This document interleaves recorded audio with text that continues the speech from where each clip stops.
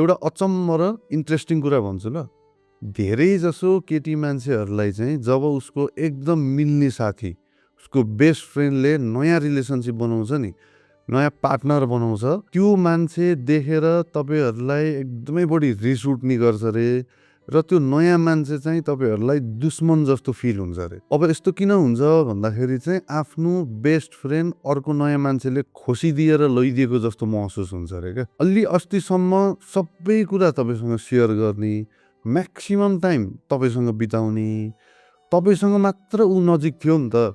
जब अचानक एउटा नयाँ मान्छेको इन्ट्री हुन्छ नि, अब त्यो बेस्ट फ्रेन्डले दिने एटेन्सन चाहिँ डिभाइड भएको जस्तो लाग्छ। फोन गर्दा ऊ त्यही मान्छेसँग बिजी छ, पहिला जस्तो तपाईँलाई टाइमै दिन पाएको हुँदैन। त्यसले गर्दा तपाईँसँगको एट्याचमेन्ट चाहिँ अलिकति कम हुँदै गएको हो कि भन्ने फिल हुन थाल्छ। जब तपाईँसँग भन्दा त्यो नयाँ मान्छेसँग ऊ नजिक हुँदै जान्छ नि, त्यो बेलामा चाहिँ तपाईँलाई अलिकति जेलसी र त्यो मान्छेप्रति रिस चाहिँ क्रिएट हुन थाल्छ र तपाईँको भित्र चाहिँ हल्का खल्लोपना फिल हुन थाल्छ क्या। तर यो फिमेलहरूमा मात्र होइन, केटाहरूमा पनि हुन्छ रे यस्तो जलन। तर केटाहरूमा भन्दा केटीहरूमा चाहिँ यो एङ्गर र यो जेलसी अलिकति बढी हुने गर्छ रे।